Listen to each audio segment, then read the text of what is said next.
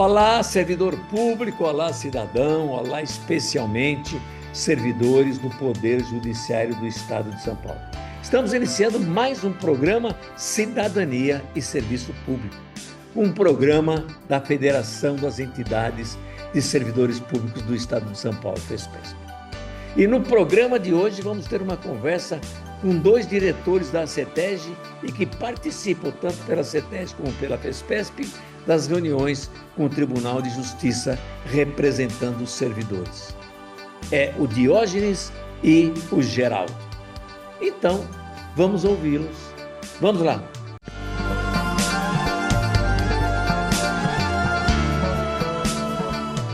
Estamos iniciando mais um programa Cidadania e Serviço Público, que é um programa da FESPESP, Federação das Entidades de Servidores Públicos do Estado de São Paulo.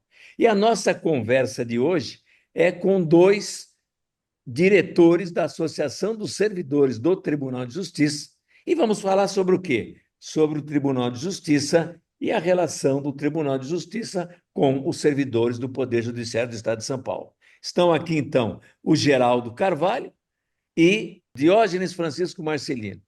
Eles também participaram pela FESPESP e pela ACETESG de diversos contatos com grupos de trabalho do Tribunal de Justiça, e é isso que nós vamos conversar no programa de hoje, não é? Então, eu não sei quem começa, mas a minha pergunta para os dois é: o que foi 2024, um ano que está se encerrando, nessa relação Tribunal de Justiça e servidores do Poder Judiciário do Estado de São Paulo? Então, antes de chegar em 2024, eu vou lembrar um pouquinho de 2023, no finalzinho. O atual presidente, ele era candidato a presidente em novembro de 2023. Nós estivemos, ele nos recebeu, nós estávamos com vários representantes de diversas entidades e, na ocasião, ele foi indagado, inclusive por essa pessoa que vos fala, o que ele achava do nível superior para os escreventes. Aí ele falou que era favorável, em novembro de 2023, né? Passou-se 2023, chegou 2024, ele foi eleito presidente e continua dizendo que é favorável, né? Ou seja, nós começamos, em tese, 2024, para nós era esperança, de otimismo, né? Um presidente democrático que nos recebe, está atenado com a problemática do servidor, achávamos que iríamos avançar no nosso diálogo com o presidente. Rever os atrasados, que o tribunal nos deve já há muito tempo, já chega a quase 30%. Saímos com essa esperança, esperançosos, acreditando que, né, dessa vez vai. Só que, infelizmente, não vai, e eu deixo agora para o Geraldo completar, depois eu volto nesse assunto. Esse ano 2024, a gente teve algumas reuniões com o Tribunal de Justiça, bem aquém do que a gente imaginava que ia ser, já que a gente propôs desde o começo com uma relação com o Tribunal de Justiça de ter uma mesa de negociação. Isso não ocorreu.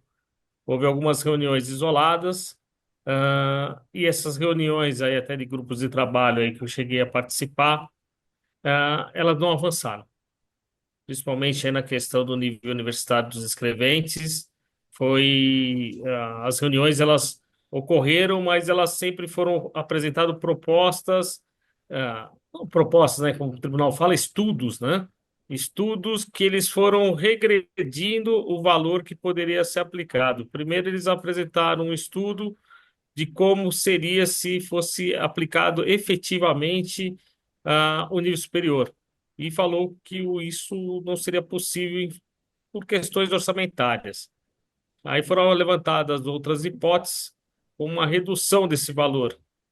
E aí, mesmo assim, nas reuniões seguintes que tiveram, essas propostas não foram, quer dizer, esses estudos não foram adiante, pois mesmo assim o tribunal alegava que não tinha recurso. E aí agora eles marcaram uma outra reunião apenas para março de 2025, prorrogando aí esse estudo aí sobre o nível superior para 2025 e junto com nossa database, e provavelmente eu acho que o estudo não vai ser tão favorável assim. Mas ainda estamos na fé que isso vai uma hora vai surgir e vai trazer algum benefício aí para o servidor. Então a gente está na luta, batalhando e sempre atentos, né, para essas propostas, até esses estudos aí do tribunal que muitas vezes são injustos, mas vamos correndo atrás. Bom, Então, Vamos lá. Voz, reposição pode falar. salarial é uma questão legal, né? Está na Constituição, artigo 3710. Tem também um projeto aprovado na Assembleia Legislativa. Como é que ficou de 2023 para 2024 e o que aconteceu em 2024 com reposição salarial? Realmente, sua pergunta é muito boa. Nós começamos 2024 com esperança, mas ficamos na esperança. Na realidade, na prática, não houve a reposição salarial e, o tribunal nos deve.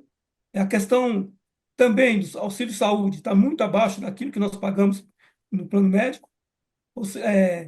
E outras questões sobre a questão do trabalho também, né?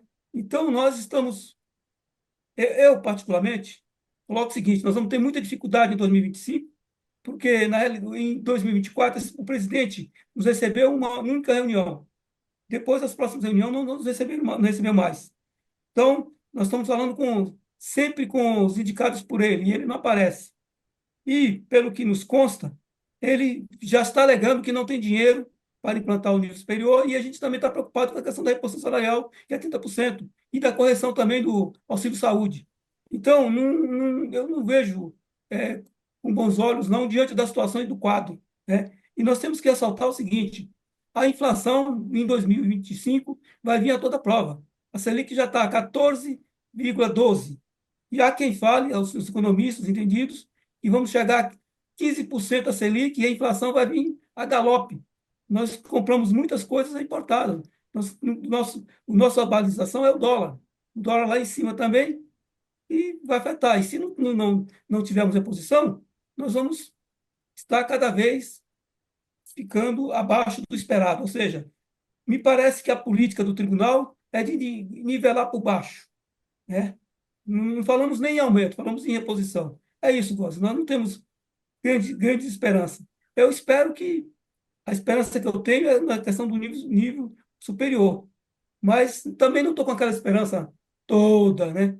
Que é de nos assustar. O 2024, o presidente nos recebeu uma única vez, então, e ele vai continuar agora nesse próximo ano, então que vamos esperar o quê? É lamento, mas é isso. Qual a esperança aí, Geraldo, para 2025, então? Ele agora fez um acerto aí pequeno no auxílio saúde, começou a pagar a dívida que tem com os servidores, dívida salarial, né, do passado, chamado precatórios alimentares. Temos esperança para 2025, Geraldo? Então, eu acho que a esperança sempre tem que existir, né? Apesar de, nas últimas reuniões que a gente teve, eles falarem que vão repor, no mínimo, aí a inflação. Eles falam que eles garantem isso, que vai ter essa reposição. A LDO que foi aprovada agora lá pelo governo do estado foi uma LDO recorde, né? Você vê que teve uma aprovação aí, um acréscimo aí de quase 10% aí em relação ao ano passado, ao orçamento do estado. Então quer dizer que o estado está com dinheiro, e se o estado está com dinheiro, o tribunal também tem dinheiro. Então a gente tem que, ir lá buscar esse dinheiro para ver se a gente consegue nossa reposição. Porque esse 30% que a gente está tendo aí de defasagem da nossa reposição salarial é muito grande.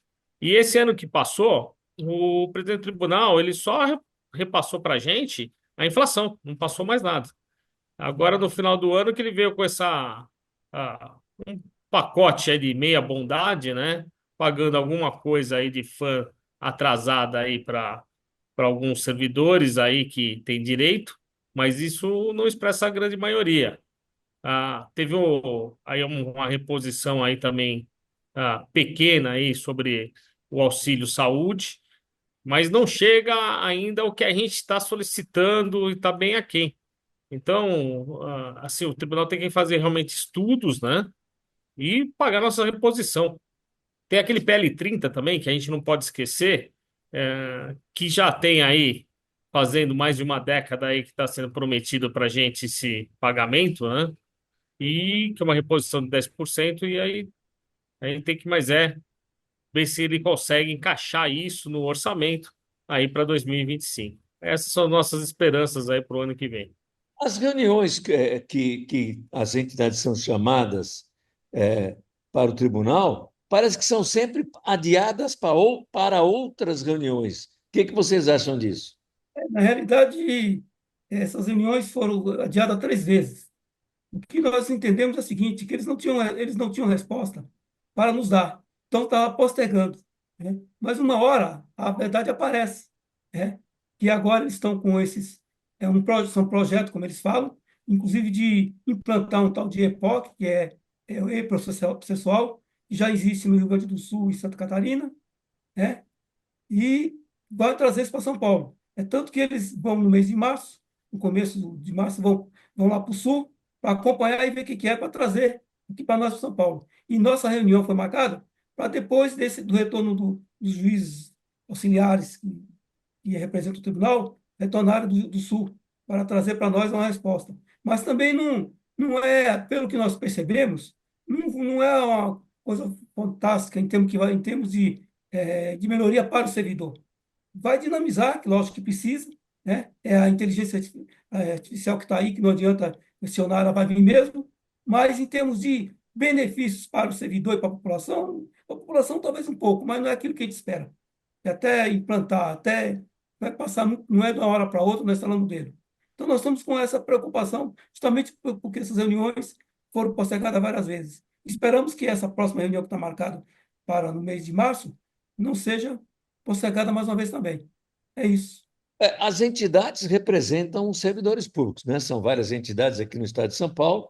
A FESPESP, que é a nossa federação, reúne essas entidades, todos representantes dos servidores públicos do tribunal, e o tribunal marca reunião, não resolve nada, mas sem reunião e sem conversa com as entidades, lançam um pequeno aumento aí no auxílio-saúde, começam a pagar a dívida de precatórios. A pergunta o tribunal também está afastando as entidades, negando essa aproximação, decidindo e as entidades saberem só depois de publicado? Isso é uma estratégia aí que eu estou ainda reparando nessa atual administração. Eles estão fazendo mais ou menos isso. Em vez de eles marcarem reunião, comunicar a gente, tentar discutir o que poderia ser implantado e qual o melhor jeito de se plantar alguma coisa dentro do tribunal, não. Ele pega, faz primeiro e não comunica nem a gente. Ele já implanta e aí nós que temos que correr para marcar uma reunião para tentar verificar o que é realmente isso que está sendo repassado.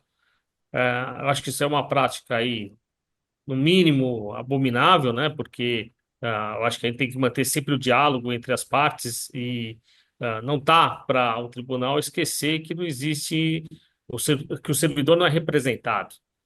Nós somos entidades representativas dos servidores, constituída há muitos anos. Então, eu acho que essa parceria tem que existir até para poder apaziguar, né?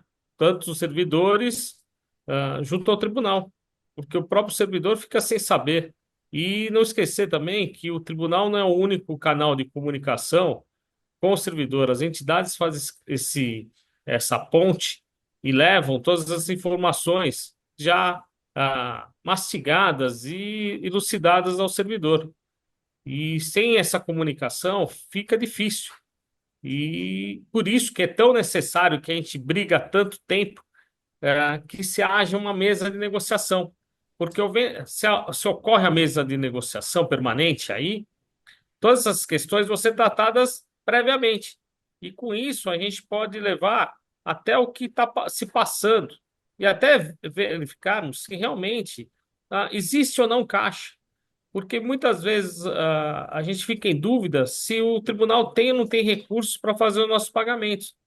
Porque como os recursos são um bolo único, a gente não sabe corretamente o que é destinado tanto para o servidor como para os magistrados e muito menos até para o custeio da máquina.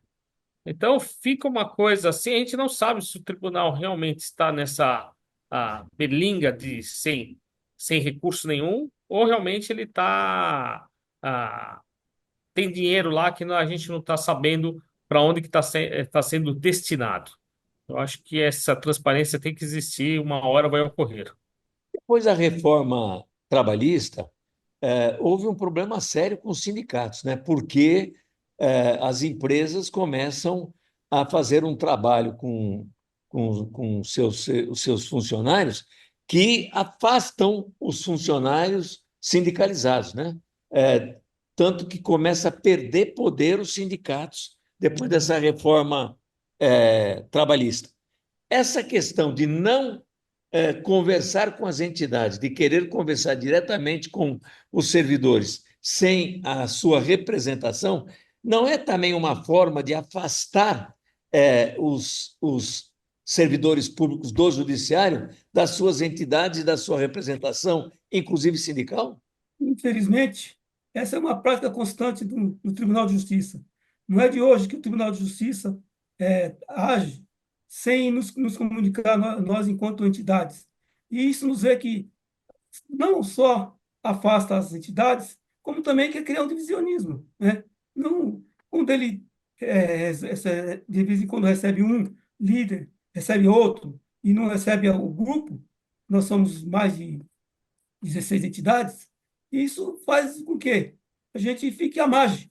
Mas é uma prática, infelizmente, dos patrões, não é só no tribunal, e como você falou muito bem dito aí, né, depois da reforma trabalhista, as grandes empresas e as pequenas preferem falar diretamente com o seu funcionário e deixando de lado os sindicatos e associações. Isso é lamentável, né? Numa democracia verdadeira, todo mundo tem que ter voz, todo mundo tem que ser ouvido, e isso não acontece. Na prática, não acontece.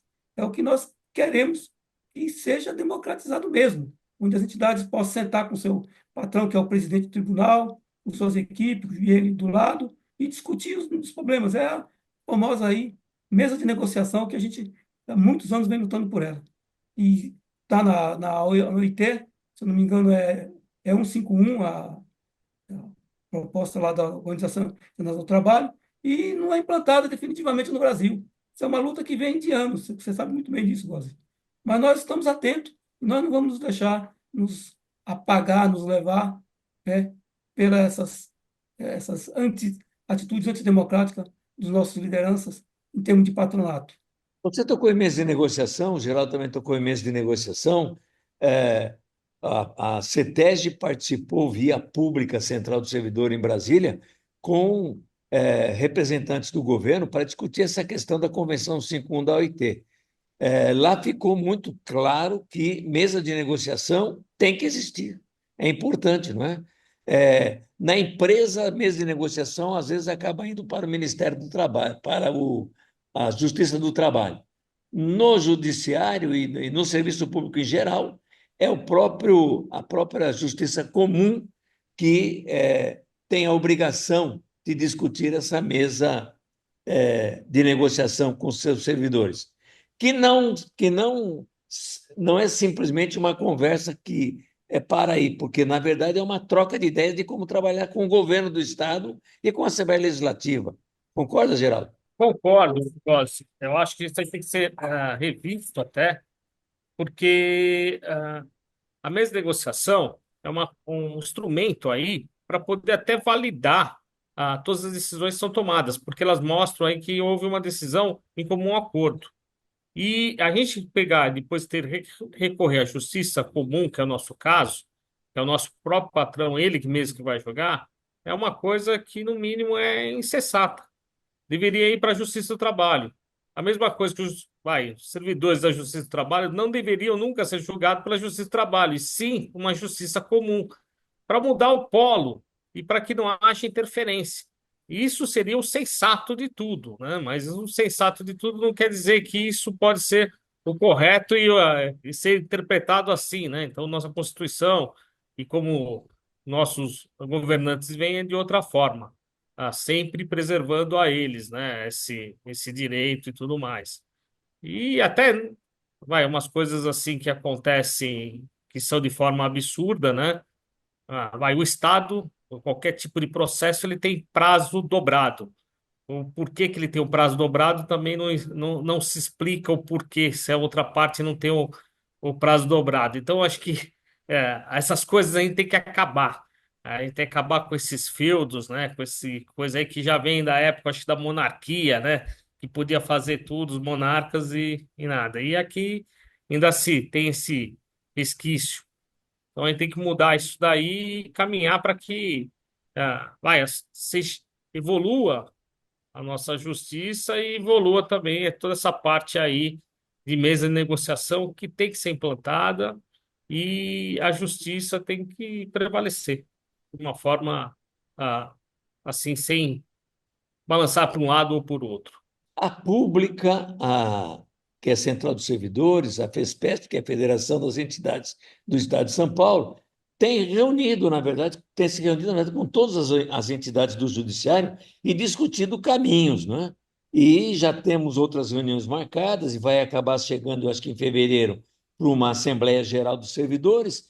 O que vocês esperam da reação dos servidores se em 2025 a gente novamente não for atendido na reposição salarial? Isso sem falar nas perdas de direitos que nós vamos falar em seguida.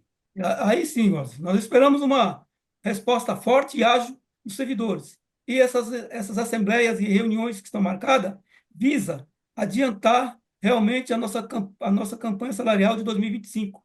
É, existe entre a categoria, não só entre as lideranças da categoria, mas com a categoria como um todo, uma indignação em relação ao tratamento que o Tribunal de Justiça nos trata, né? Então, nós, lideranças, juntamente com todas as entidades, com a federação, com a pública, estamos discutindo já algumas estratégias para enfrentarmos essa questão do Tribunal de Justiça, de não conceder a reposição, não nos ver como companheiros, como juntos. Nós estamos juntos, como eles falam. Só que, quando chega na parte econômica, nós estamos afastados. Quando chega na hora da negociação, não existe. Então, as entidades e os servidores, eles vêm aí muito fortes, muito unidos, e eu tenho certeza que nós vamos superar 2024 no que são as conquistas para os servidores do Tribunal de Justiça do Estado de São Paulo. Geraldo, na Assembleia Legislativa se discutiu o orçamento do Estado, né?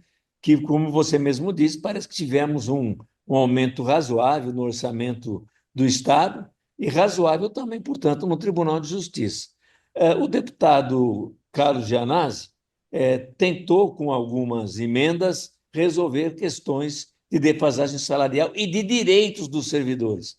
No orçamento, parece que nada foi aceito, não é isso? É isso mesmo. Todas as nossas emendas que a gente colocou lá, tanto nível superior como reposição salarial e outros benefícios que seriam estendidos aos servidores, elas foram rejeitadas, essas emendas, elas não foram acolhidas.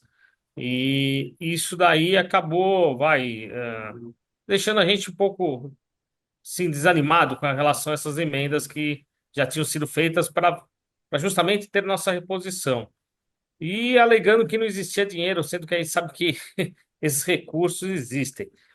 Tem uma outra coisa que é muito bom ser lembrado aqui, é que o tribunal tem o fundo especial lá de orçamento, que é o dinheiro que fica dos depósitos judiciais. Ele é repassado uma porcentagem para o tribunal. E com juros elevados como a gente tem, esses valores são elevados e poderiam ser pagos para a gente, não só a título de indenizações de que tem, né, direitos os servidores a receber, mas também como os auxílios, tanto alimentação, condução e até o transporte poderia ser pago com esses recursos. E aí poderia ter uma majoração para que a gente pudesse, no mínimo, compensar pela falta da nossa reposição salarial. Mas, pelo visto, o tribunal falta um pouco de boa vontade aí para poder encaminhar essas propostas. Pois é, parece que, em termos de direitos em especial, ultrapassa o Tribunal de Justiça, a Assembleia Legislativa e vai para o governador do Estado, né?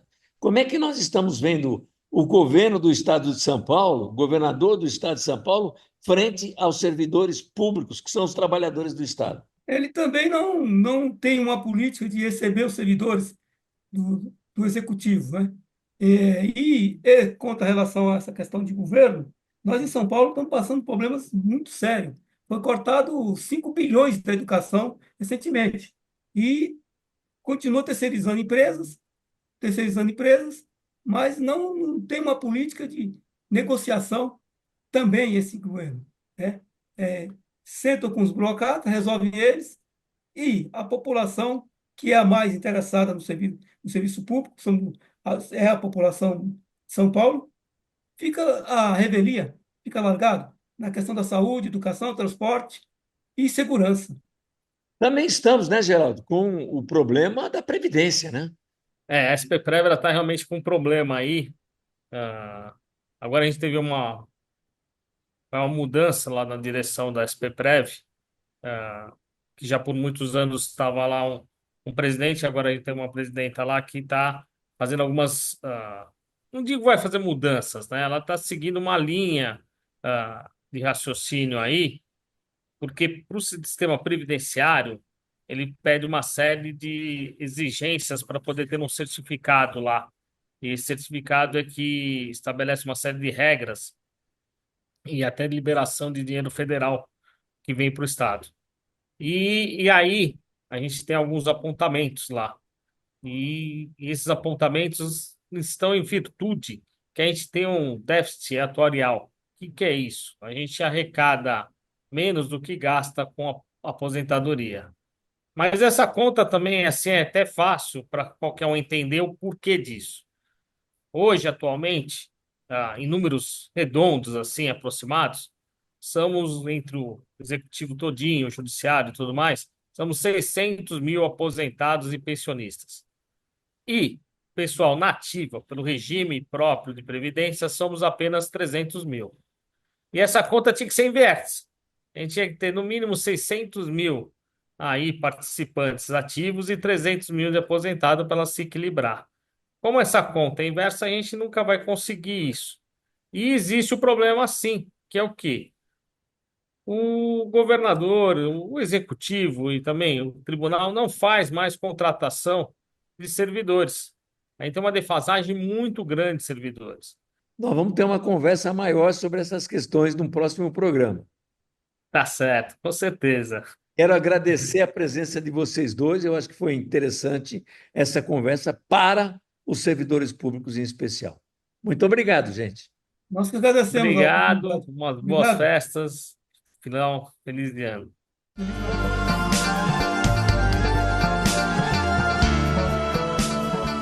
Chegamos ao fim de mais um programa Cidadania e Serviço Público, um programa da FESPESP, Federação das Entidades de Servidores Públicos do Estado de São Paulo, e que conversa com você, cidadão, com você, servidor, sobre cidadania e serviço público. Até o nosso próximo programa.